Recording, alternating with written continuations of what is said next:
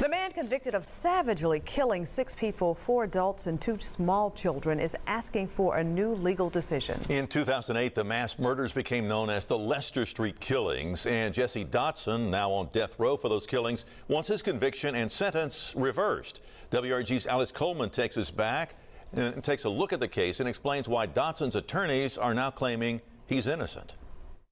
In the worst mass murder in Memphis history, Jesse Dotson, the man at the center of the infamous Leicester Street killings in Binghamton, is now asking a judge to reverse his convictions. Dotson was sentenced to death for the 2008 killing of 6 people, including his brother and 2 young nephews. He's filed a 249-page petition claiming he falsely confessed to the murders because of threats, and pressure to solve the case was enormous because of the involvement of the TV show The First 48 pressured Memphis police to make a conviction.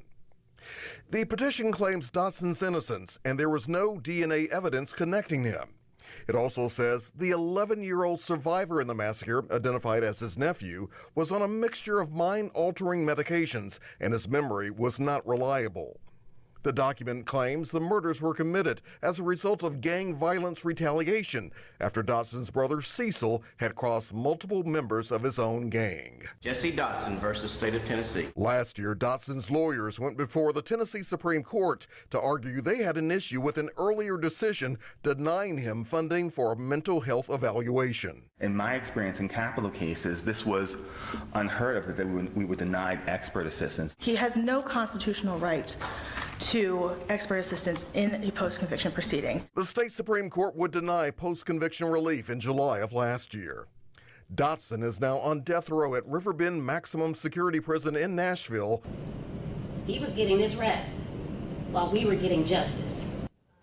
A self-proclaimed serial killer sentenced to more than 100 years in prison for the death of a teenager and her unborn baby. In August, Fox 13 reported that a jury found Joshua Dotson guilty for these 2 murders. Now, we also told you that he testified in his own defense. He called himself a serial killer during that testimony. Fox 13 investigative reporter Kayla Solomon was in court today as he learned his fate.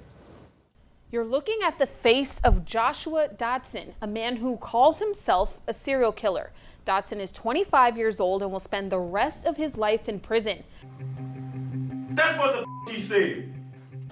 He didn't mix it up. But you up and you left somebody alive in that house. You left somebody alive that can identify your ass.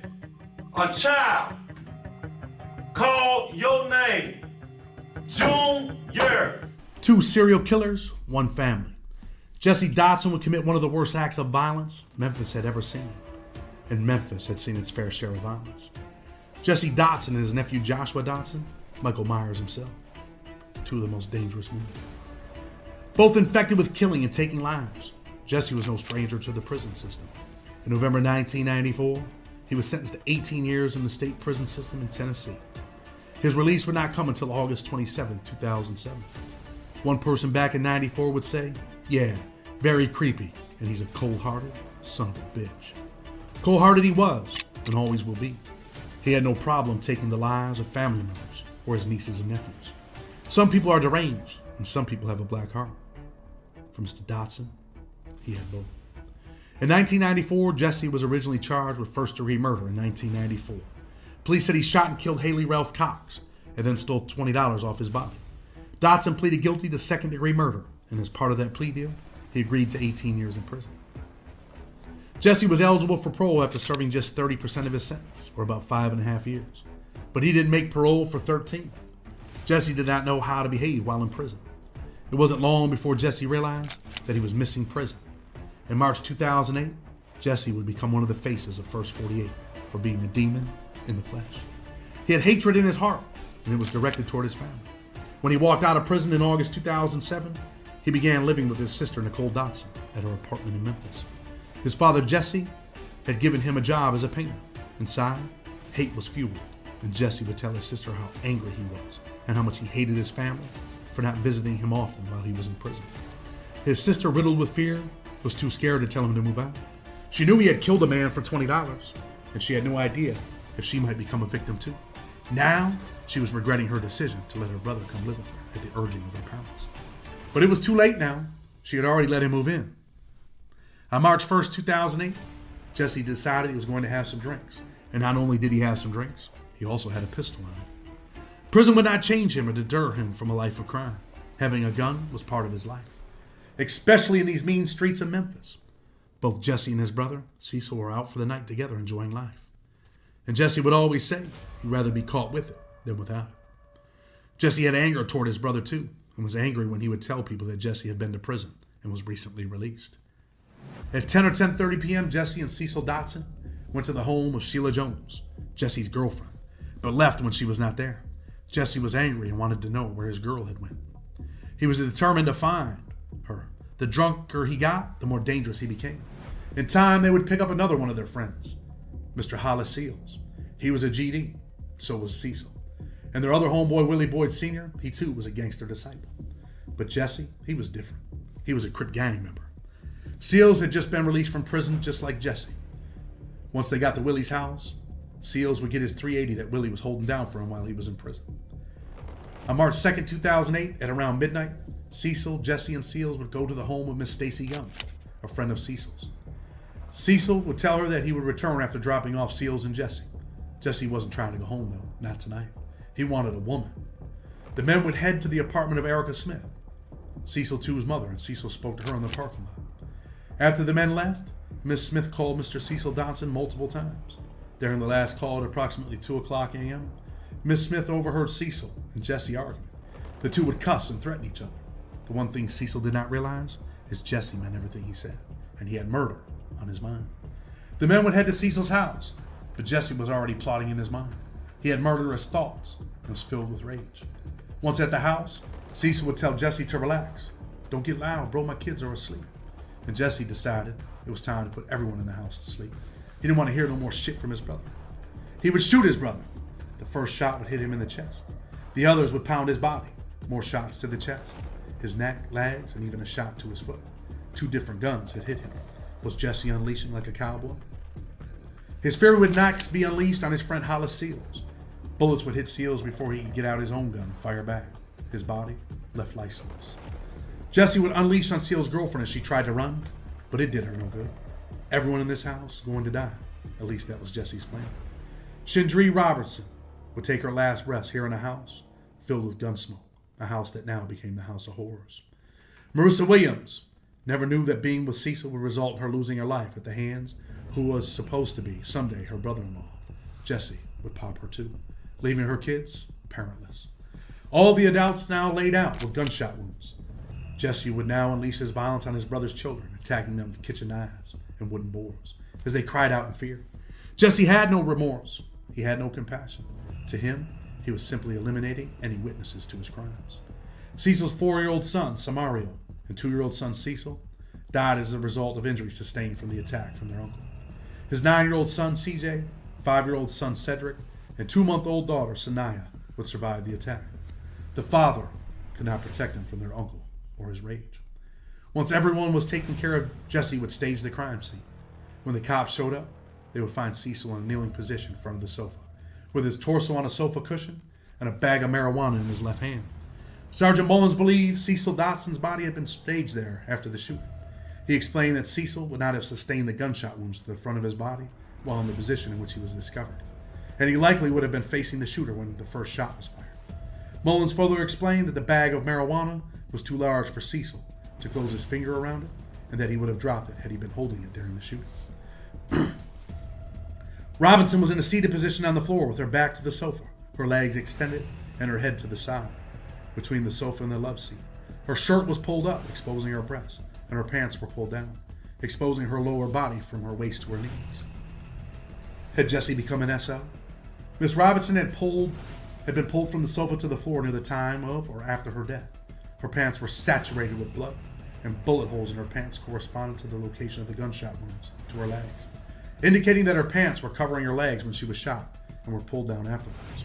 A clear plastic bag containing what appeared to be crack cocaine was found on the outer part of her vagina, and Sergeant Mullins noted that the bag appeared to have been placed on her body. Williams was slumped over onto Miss Robinson on the floor with her legs across Robinson's legs too. Seals was located across the front door and near a door connecting the kitchen and the living room, and his pants too were pulled down below his knees.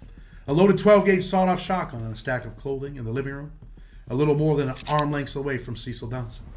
He couldn't get to it to save his family. Young Cecil and Cedric were found in the bedroom together, where sadly, they died at the hands of their uncle. Jesse would run off into the night, panic setting in, wondering if he was going to go back to prison for the rest of his life. But in his mind, he put it together to look like some gang members had hit Cecil and everyone in the house over a drug debt. Between 3 and 4:30 a.m., Jesse returned to the home of Sheila Jones and Kira Jones. Kira Jones allowed Jesse to enter the apartment, and she returned to her bedroom. About 5 minutes later, Jesse would knock on her bedroom door and ask to talk to her. She was putting her son to sleep and told Jesse that she would speak to him shortly.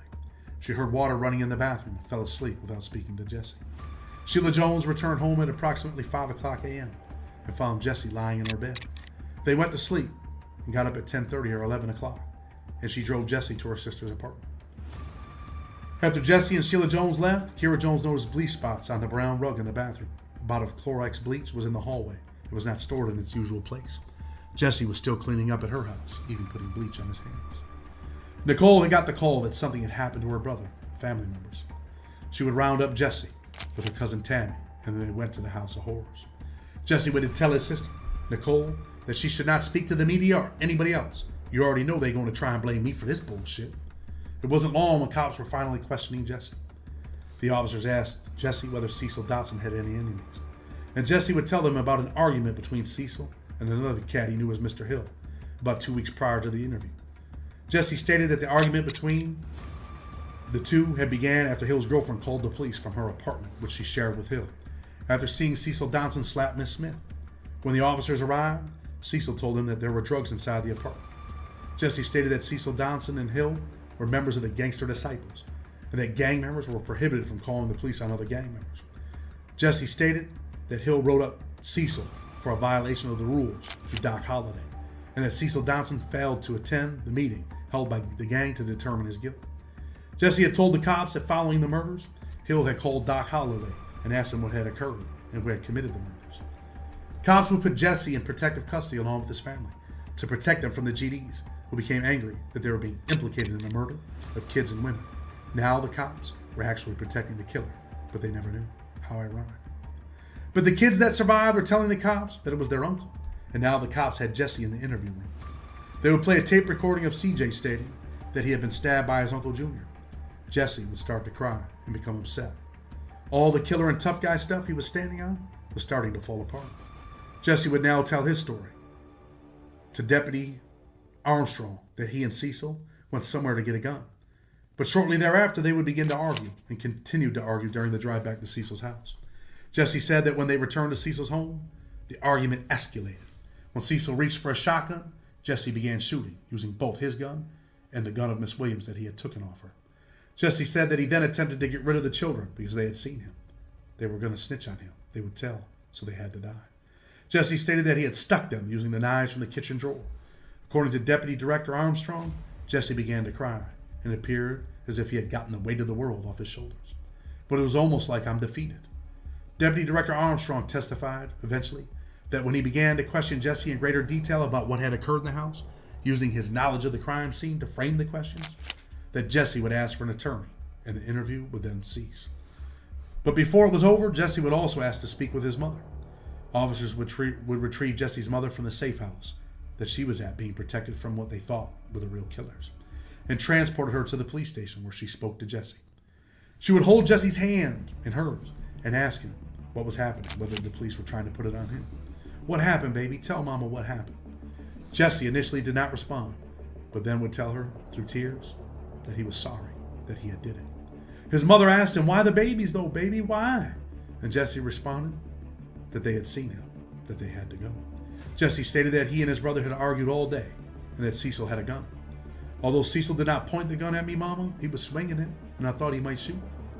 Jesse said he began shooting once Cecil put the gun down, and that he later rode a bicycle away from the scene to his girlfriend's home. His mother got up brokenhearted and told her son, despite all that he had done, even taking her grandbabies, she still loved him. Eventually the trial would come, and young CJ would have to testify on his own. CJ would say at trial that he was watching television in his sister's bedroom when he heard the first gunshot. He said he walked out of his sister's room and into the hallway.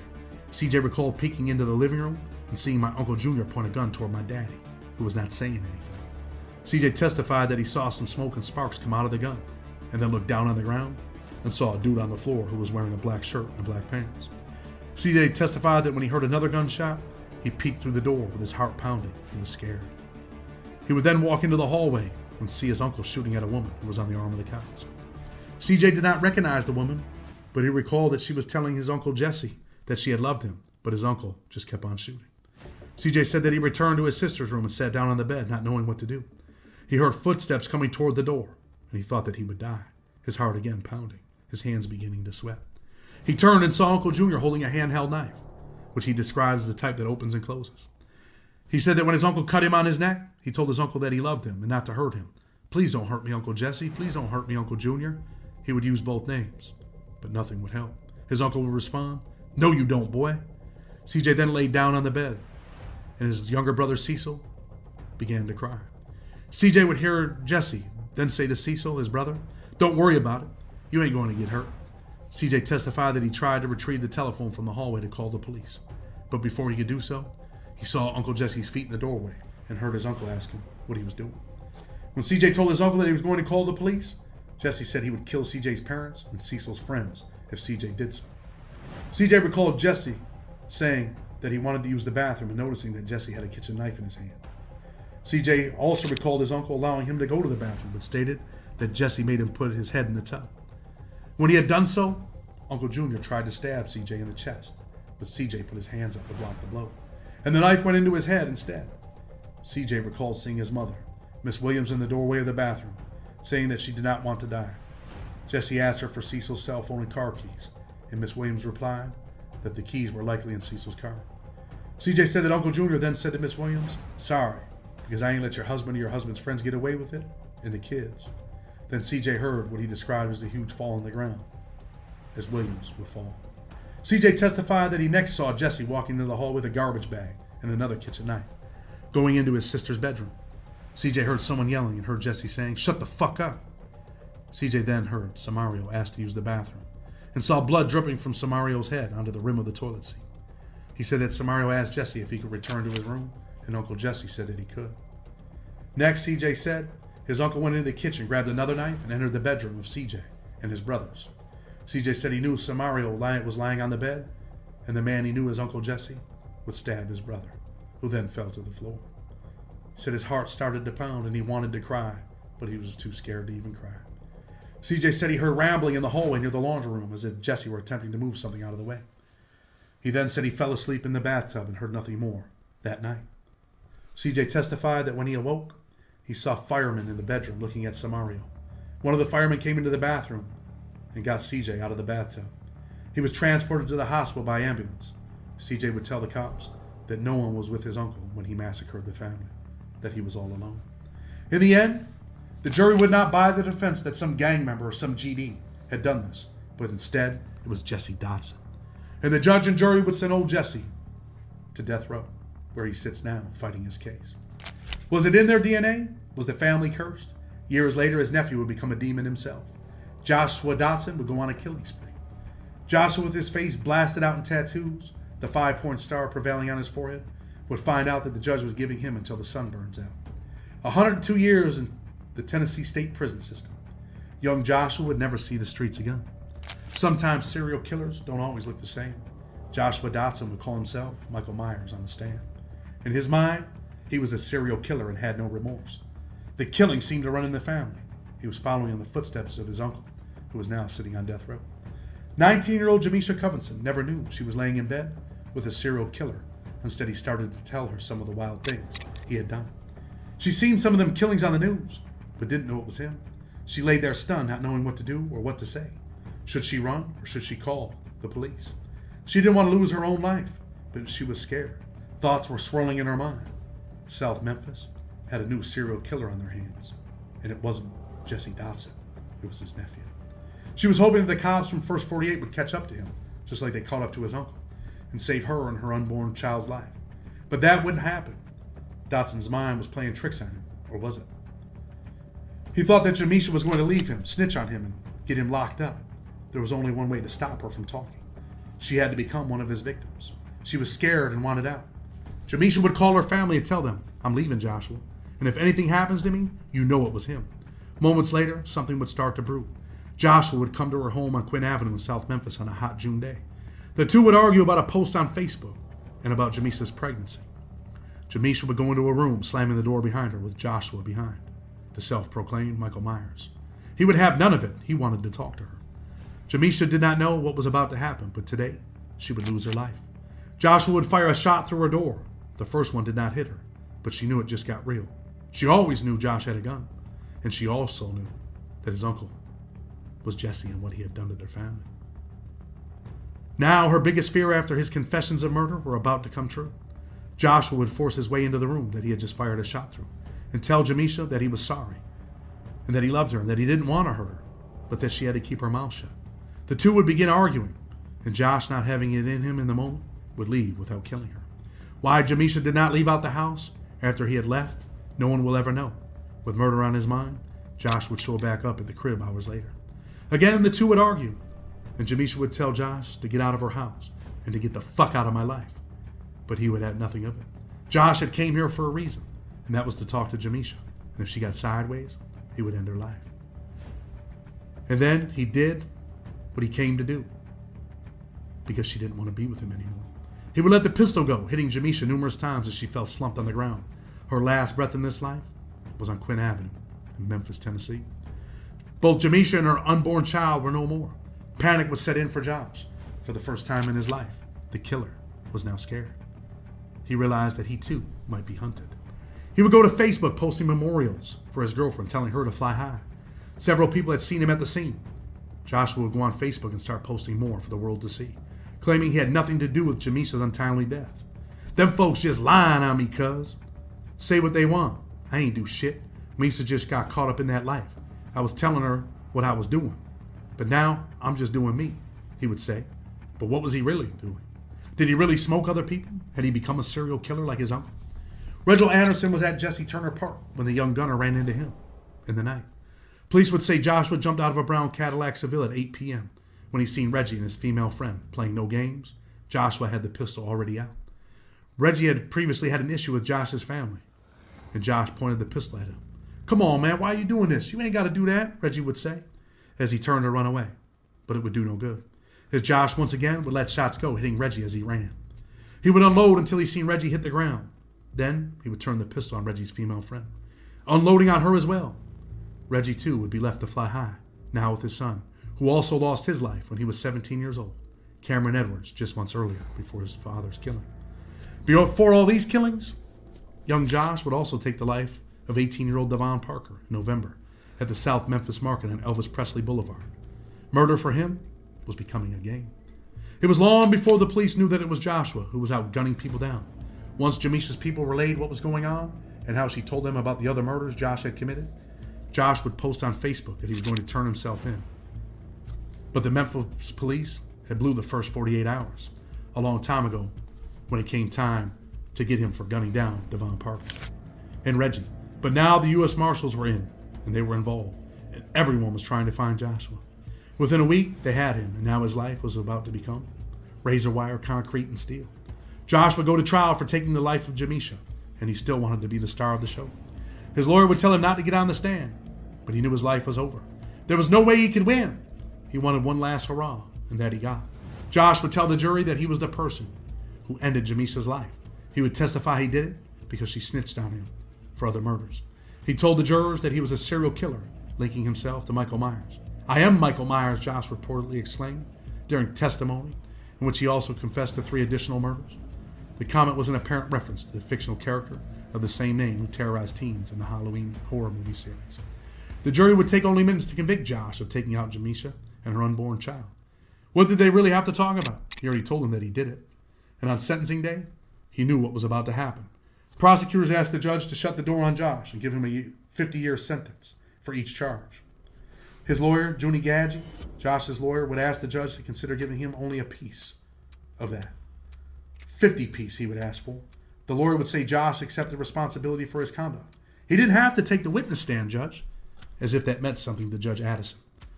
Then, She would respond, telling his lawyer and him, he is a serial killer. He's Michael Myers. Remember, that's what he told me. She told Dotson as she was explaining her sentence, not only did you not show any remorse during your testimony here in this trial, I also caught you asleep several times. So while he was getting his rest, we were getting justice. She also said she considered how unremorseful he was on the stand in his confessions to 5 total murders, spanning over a year's term. The judge said more about how Josh was wreaking havoc in the jail, as well as her years in practice, that she had never seen anything this thorough detail describing the criminal, sadistic behaviors that you have exhibited, Joshua Dotson, not only in jail, with staff with shanks and ice picks, and inexcusable behaviors, assault of behaviors, constant in other words. He was a menace, including doing the prison gunning towards female staff. Josh is all in on prison. In other words, the judge would impose a sentence of 102 years in the Tennessee Department of Corrections, where he will now join his uncle, Jesse Dotson, while he might never see uncle, who is on death row for killing 6 people, including multiple family members and children. They will forever be stuck together in the same system until the devil shows up to pick them up. What do you think is going to happen to Josh? Do you think he'll live in prison? Or do you think someone will kill him? Or do you think he'll kill someone else? I think he's capable of killing while in prison. Leave a comment and tell us your thoughts. Should Josh have gotten the same fate as his uncle? The ultimate penalty? Death?